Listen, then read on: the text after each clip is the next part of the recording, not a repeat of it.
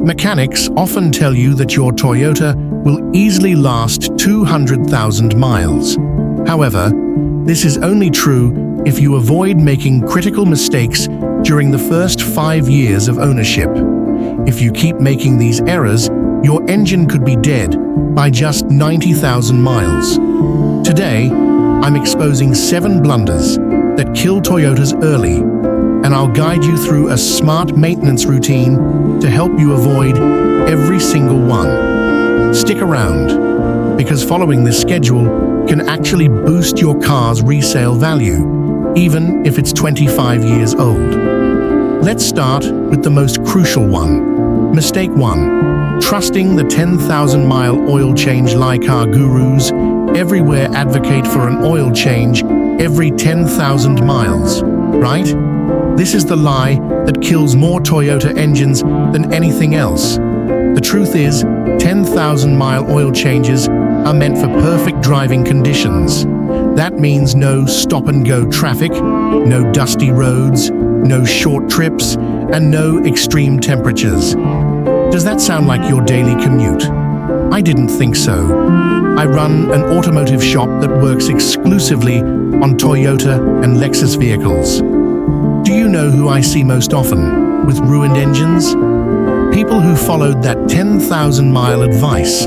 They come in with engines burning oil, clogged VVTi systems, fouled spark plugs, and choking oil control valves. All because the oil was changed too late. And don't fall for those fancy oil bottles promising 15,000 miles. Let me ask you something. When your engine blows up, is the oil company going to replace it? Nope, they'll disappear like smoke.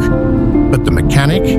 Yeah, you'll be staring at me as I hand you a $4,000 repair bill. If you own a Toyota or Lexus, the magic number is 5,000 miles or 6 months. Whichever comes first, even if you barely drive the car. Modern engines build up moisture. If you leave that oil sitting for a year, it turns into a swamp of water and sludge, even with just 1,000 miles on the odometer. If you think you're saving time or money by skipping oil changes, you're actually setting yourself up for a massive repair bill. If you don't trust mechanics, do it yourself. Buy the oil you like, torque the drain bolt to specification, and you'll have no upsells, no stripped threads, and no problems. But whatever you do, don't wait 10,000 miles. Mistake 2. Skimping on coolant. This is another common routine that new drivers mess up. Your car likely has 2 coolant spots under the hood, the radiator cap and the coolant reservoir. Now listen carefully. Never open that radiator cap when the engine is hot. It's not just a warning label. If you ignore it, you will get a second-degree burn. The system is under up to 15 pounds per square inch of pressure, and the coolant can exceed 210 degrees Fahrenheit. Open that cap while it's hot, and it will literally explode in your face. Instead, you should check the coolant at the plastic reservoir near the radiator. Look for the minimum and maximum lines. If the fluid is in between, you're good. If it's low, add more, but only use the right type. Toyota uses 2 types of coolant, red and pink. Do not mix them. Red goes with red and pink goes with pink. Mixing them turns your coolant into a chemical mess that can corrode your engine from the inside out. Both work fine on their own, just stick with what your Toyota came with. Also, don't try to be clever by topping it off with water, even distilled water. That's another common disaster. Toyota coolant is pre-mixed. If you keep adding water, you dilute its protective properties, and before long, your cooling system won't do its job. This leads to overheating, warped cylinder heads, and a blown engine. If your coolant level is dropping, don't just top it off and pretend everything is fine. Find the leak, fix the problem, and refill it with the proper coolant. Mistake 3. Believing transmission. Fluid lasts forever. Let's talk about transmission fluid, and let's not sugarcoat it. Toyota claims it's a lifetime fluid. But let's be real, whose lifetime are we talking about? If you think that means never changing it, you're setting your transmission up for a slow and painful death. Here is the truth no one tells you. Toyota doesn't say never change it. They say it doesn't need changing under normal driving conditions. But we've already established that normal doesn't exist in the real world. You're sitting in traffic, towing loads, hitting potholes, and driving in extreme heat or cold. If you ignore the fluid, debris builds up and friction material starts floating around, clogging the transmission's tiny passages. Once your transmission starts slipping or shifting roughly, it's already too late. Changing the fluid won't save it, and you'll be looking at a full rebuild or a $4,000 replacement. To avoid this, change your transmission fluid every 60,000 miles, around 100,000 kilometers. If you have a U660, U760, or U880 transmission, don't even think about skipping it. Some modern Toyotas don't have a dipstick anymore because they are sealed units, but sealed does not mean maintenance-free. If your car does have a dipstick, check the fluid. While the engine is warm, the car is in park and it's on level ground. Wipe it clean, reinsert it, pull it out again, and check the level and color. Reddish pink. You're good. Brownish. It's time for a change. Dark or burnt smelling. You're already in trouble. Never top it off with the wrong fluid. CVTs, automatics, and dual-clutch transmissions all use completely different formulas. Read your manual and stick to the right stuff. If you've made it this far, consider liking this video, giving it a thumbs up, and subscribing to the channel. This helps me keep bringing you honest car advice. Mistake 4. Ignoring your brake fluid. Most Toyota owners completely ignore their brake fluid until their ABS system throws a tantrum or their brakes start fading on a downhill drive. Brake fluid acts like a sponge, soaking up moisture from the air over time. When it becomes saturated with water, it can boil under hard braking, leading to a soft, spongy pedal, longer stopping distances, or complete brake failure.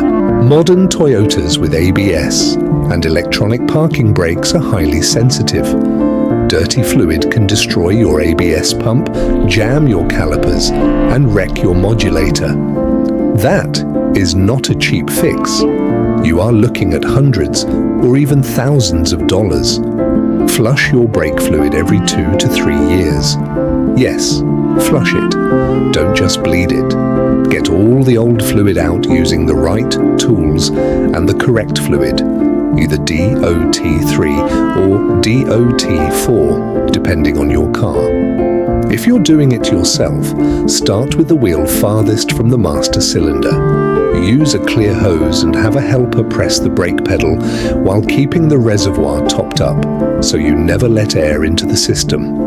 Repeat this until clear fluid flows out. Once finished, your brake pedal should feel firm and sharp. Take a short test drive, and if anything feels off, stop and check it again.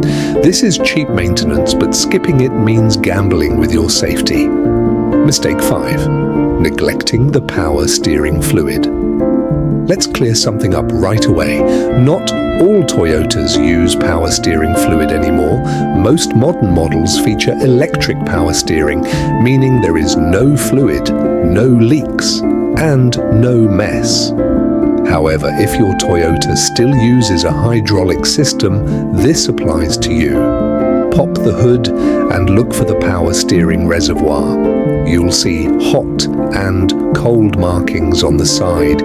Check the fluid level based on your engine's current temperature. Where people mess up is simply topping it off when it's low and moving on. A low power steering fluid level usually indicates a leak, and leaks don't fix themselves. If you hear a whining noise when turning the wheel, that's your car screaming for help.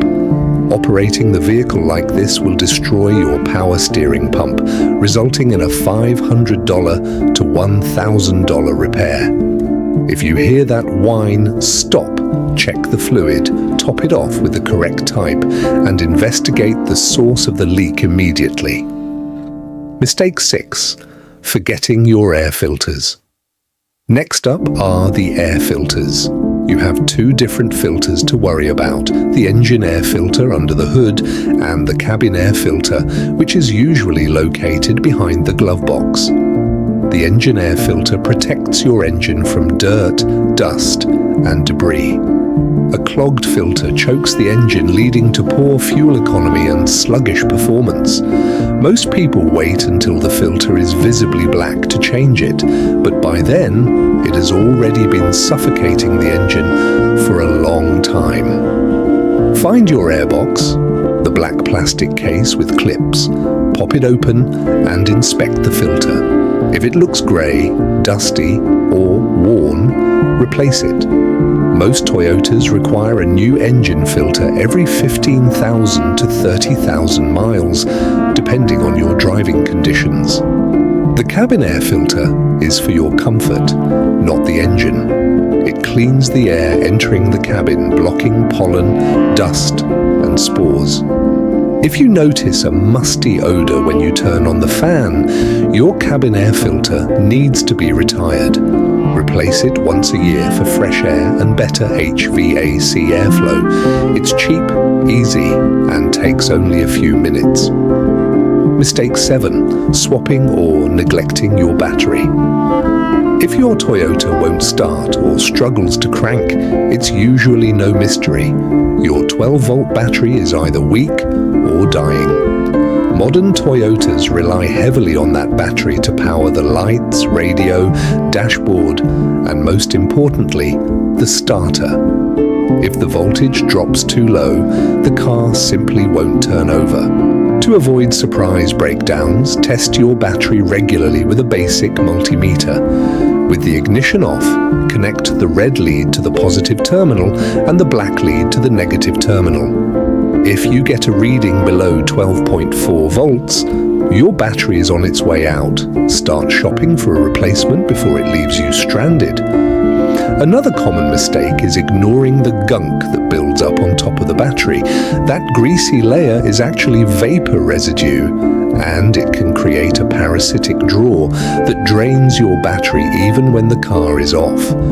To clean it, wear gloves, spray the top with water, wipe it down with a microfiber cloth, and discard the cloth afterward.